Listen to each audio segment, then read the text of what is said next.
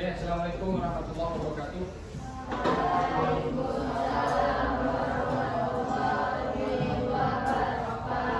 Apa kabar semua? Apa? Alhamdulillah, semangat luar biasa. Baik, Bapak minta kamu berdiri semua. Ayo.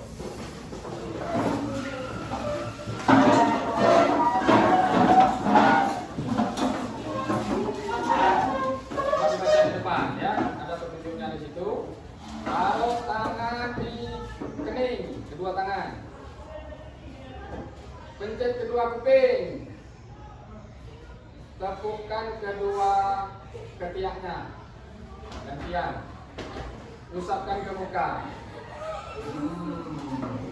Ucapkan segar. Oke, silakan duduk.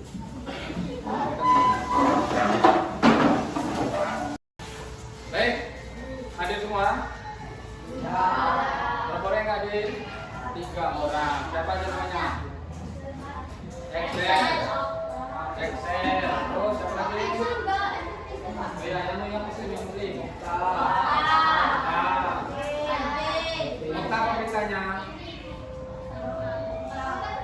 Okta apa beritanya? Izin. Terus? Alvin. Izin. Terus siapa lagi? Lapas, oke. Baik, sebelum kita mulai pelajaran, mari kita awali dengan membaca basmalah bersama.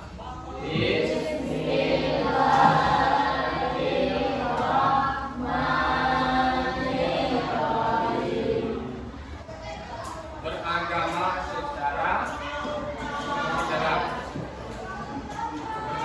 secara moderat.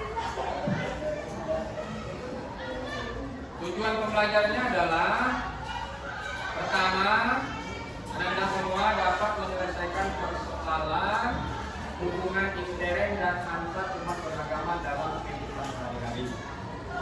Jadi tidak ada masalah lagi hubungan kamu dengan agama lain, tidak ada lagi masalah hubungan kamu dengan berbeda suku, ya, berbeda status sosial dan segala macam. Ini sudah pelajaran yang pertama. Yang kedua, Anda semua dapat menjalankan agama secara moderat dalam kehidupan sehari-hari. Ya, tidak ada yang bersikap ekstrim lagi. Ya, ini tidak bisa kita lakukan. Ini ya, Bapak ada pantun.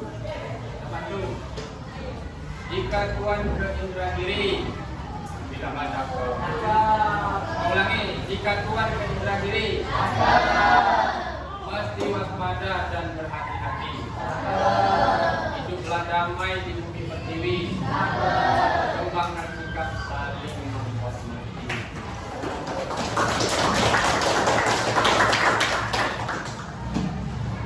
Baik, materi kita hari ini akan kita ketahui, akan kita pahami nanti adalah sesuai dengan pelajaran kita minggu lalu.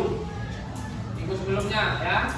Minggu sebelumnya kita membahas tentang Quran surah Al-Baqarah ayat 143, yaitu tentang Islam wasatiyah.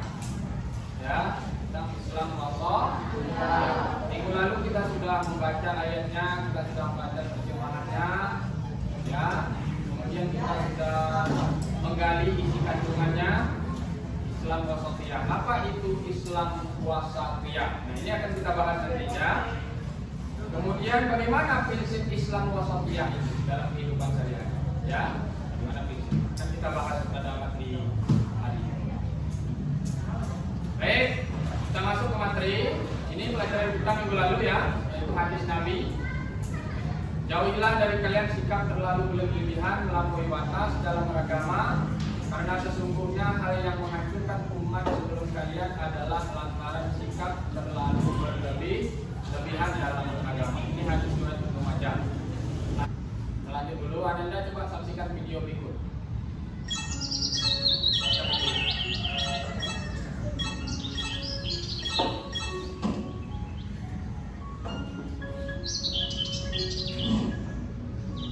Hai Abdul, kamu lagi lihat apa sih? Kelihatannya serius banget.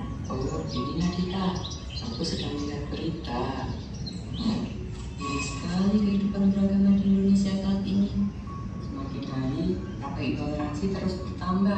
hati-hati. Terjadi penolakan pembangunan rumah ibadah sampai menimbulkan perkelahian. Kemudian ada juga yang membenturkan pandangan keagamannya dengan ritual budaya lokal. Tak hanya itu, juga terjadi penolakan pemimpin urusan publik karena beda agama. Bagaimana menurutmu? Sangat disayangkan ya, rasa toleransi kita mulai terkikis. Hal-hal tersebut tentu tidak akan terjadi jika kita menjalankan semangat moderasi beragama loh. Moderasi beragama? Apa itu? Seperti yang kita ketahui, bangsa Indonesia adalah bangsa yang beragam, mulai dari suku, budaya, bahasa, dan agama. Dengan beragamnya masyarakat Indonesia itu, timbul keragaman pendapat, keyakinan, dan kepentingan termasuk dalam beragama. Konflik berlatar agama sering terjadi akibat saling menyalahkan dan tidak membuka diri pada tafsir keagamaan orang lain. Untuk memelihara kedamaian negeri ini, kita harus mengedepankan moderasi beragama. Secara singkat, moderasi berasal dari bahasa Latin moderatio yang berarti kesedangan, tidak kelebihan atau tidak kekurangan. Dalam KBBI, moderasi bermakna pengurangan kekerasan atau penghindaran keekstriman. Maka, ketika kata moderasi disandingkan dengan kata beragama, istilah tersebut berarti sikap mengurangi kekerasan atau menghindari keekstriman dalam cara pandang, sikap, dan praktik beragama. Dalam tradisi semua agama yang diakui di Indonesia, selalu ada ajaran jalan tengah. Dalam Islam ada konsep wasatiyah, dalam Kristen ada konsep golden rule. Katolik menyatakan sikapnya dalam dokumen Nostra Aetate. Dalam ajaran Buddha ada Majjhima Patipada. Sedangkan dalam tradisi agama Hindu ada Madhyamika, dan dalam Konghucu ada konsep Chongyong. Orang yang ekstrim dalam beragama seringkali menyimpang dari aspek kemanusiaan, kesepakatan bersama, dan ketertiban umum. Memangnya sikap ekstrim dalam beragama itu seperti apa? Contohnya ketika seseorang merusak rumah ibadah karena tidak setuju paham agama lain, membunuh sesama manusia yang tak bersalah atas nama agama, dan mengikuti ritual pokok ibadah agama lain dengan alasan tenggang rasa. Bersikap moderat cukup dengan menghormati orang lain dan tidak mengganggu satu sama lain. Oh, seperti itu. Berarti orang yang moderat tidak teguh dalam beragama ya? Bukan seperti itu. Seorang yang moderat tetap harus memiliki pendirian teguh dan semangat beragama yang tinggi. Namun, ia harus mampu memilah mana pokok ajaran agama, di mana ia harus berdiri teguh, dan mana tafsir ajaran agama, di mana ia perlu toleran. Menjadi seorang moderat harus mampu mengendalikan emosi, berilmu, berakhlak baik, dan sanggup berempati, sehingga ia akan senantiasa berhati-hati dan mempertimbangkan baik buruknya setiap pilihan. Oh, seperti itu ya. Oh iya, upaya penguatan moderasi beragama adalah tugas kita bersama. Baik masyarakat, lembaga, maupun negara harus bersatu padu mengkampanyekannya demi merawat kehidupan keagamaan yang damai dan toleran. Wah, terima kasih banyak Nandita. Kamu memberikanku pengetahuan baru nih. Ayo Strangers, kita bisa sama-sama menjadi orang moderat dan beragama dan toleransi terhadap sesama.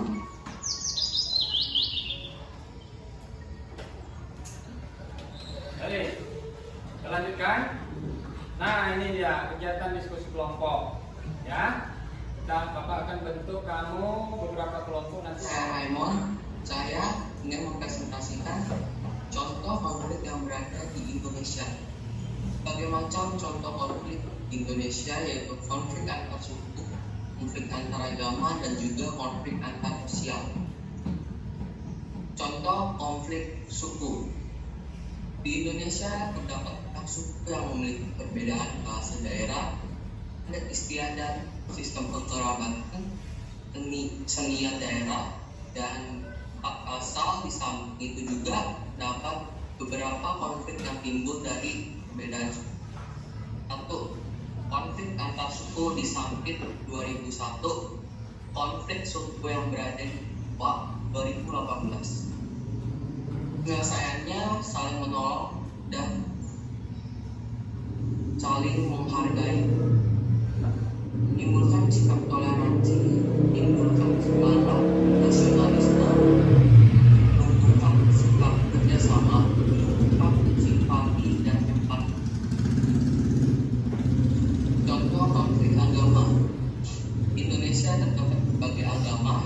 Islam, Kristen Katolik, Kristen Protestan, Hindu, dan Konghucu. Dari kemajemukan tersebut dan juga konflik yang jadi disebabkan keberagaman peristiwa suci, peristiwa sampit. Penyelesaian harus dilakukan adalah masyarakat harus mempunyai rasa penghormatan antara agama satu dengan lainnya. Masyarakat harus mempererat tali persahabatan dan berusaha mengenal lebih, mempunyai kesadaran bahwa setiap agama yang dianggap masyarakat saling menghargai antar umat agama. Contoh konflik sosial. Konflik sosial sering terjadi di kehidupan hari-hari. Di lingkungan masyarakat biasanya terjadi karena perbedaan pendapat atau adanya ketidaksamaan.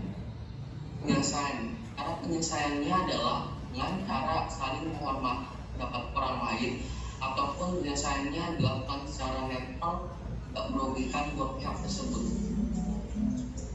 Terima kasih, sekian dari presentasi saya. Semoga bermanfaat. Terima kasih.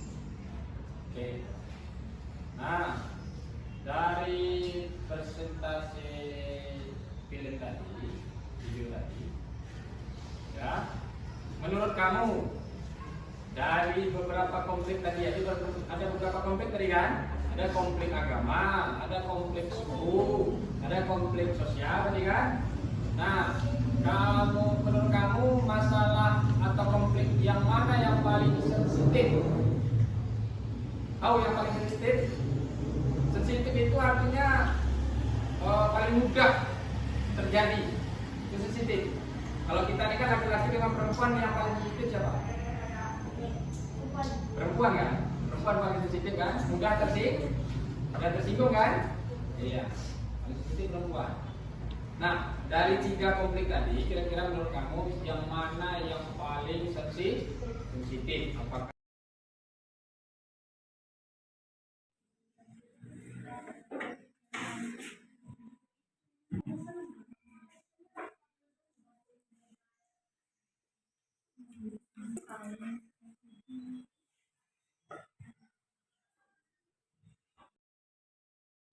agama juga? Ya, kita dengarkan sini dulu. Kenapa kamu pilih agama yang paling sensitif? Alasannya karena banyak perbedaan agama membuat banyak perbedaan dalam melakukan ibadah sehari-hari, dan perbedaan agama berdampak dalam kesenjangan hidup ini. Oh, jadi intinya agama itu nampak kesenjangan hidup, ya, hubungannya dengan kesenjangan hidup. Apakah benar demikian ya kan? Nah, silakan kamu. Kalau menurut kamu kenapa? Kenapa kamu agama yang paling sensitif? Silakan. Silakan. Karena kita selalu membeda-bedakan kawan.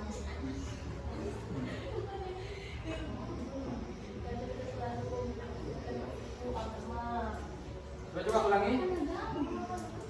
Ya, yang menulis yang baca. Karena kita selalu membeda-bedakan agama, suku. Karena manusia itu sering membeda-bedakan agama, suku. Jadi yang paling sensitif itu adalah agama semua ya. 3 dimensi adil ya. Ada 3 dimensi adil. Jadi moderat itu identik dengan berlaku adil. Bagaimana berlaku adil itu? Pertama, kesamaan.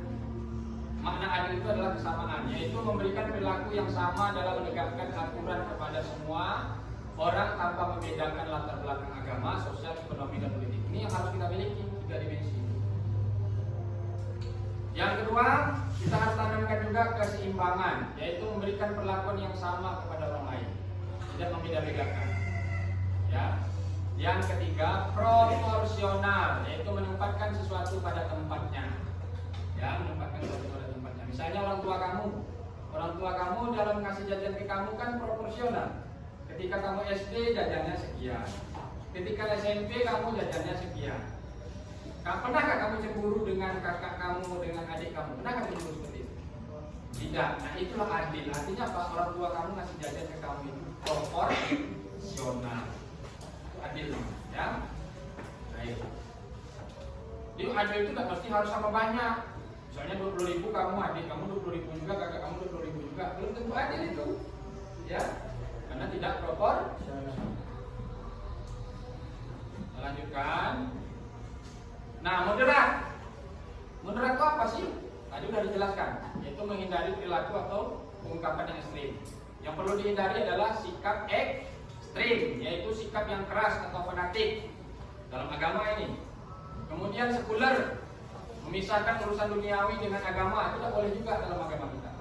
Yang ketiga, bulu, berlebih-lebihan dalam agama, itu juga tidak boleh.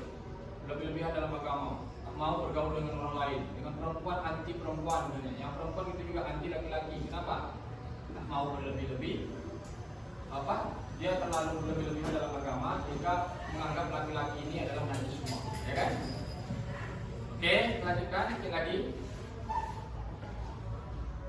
Nah, sebelum kita berakhir pembelajaran, Bapak minta kamu hidupkan hati semua. Ketik di browser kamu kahoot.it. Kahoot.it. Ketik kahoot.it. Seperti itu tulisannya di browser. Ayo cepat. Kahoot.it. Sudah? Kalau sudah enter, apa enter? Sudah? Kahoot.it. Seperti itu tulisannya, kahoot.it. Sudah? Di browser kamu ketik kahoot.it. Cepat. Sudah? Kahoot.it. Kahoot.it.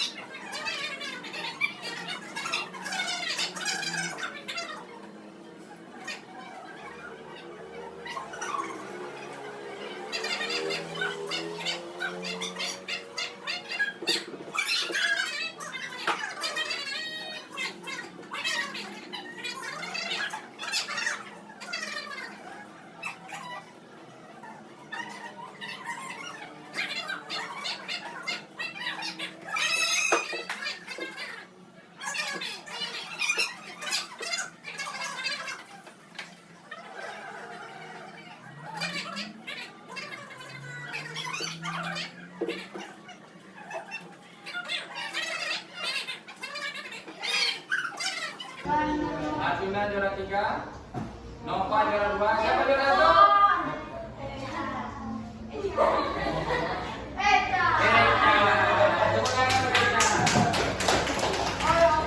Kita simpulkan dari pembahasan kita hari ini.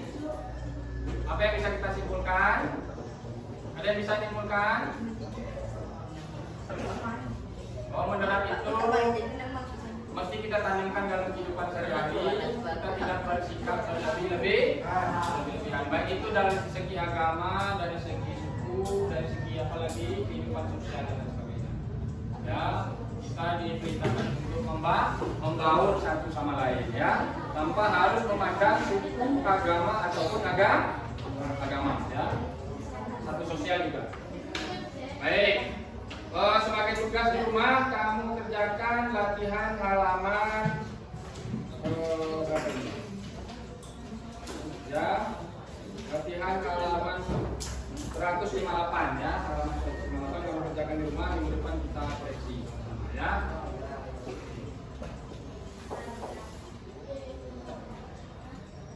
Baik, mari kita sama-sama kita tutup pelajaran kita hari ini. Sampai ketemu minggu depan. Minggu depan akan kita bahas tentang apa materi kita minggu depan? Ada yang tahu? Yaitu tentang iman kepada Nabi dan Rasul. Minggu depan kita saja. Oke, mari kita tutup dengan baca hamdalah.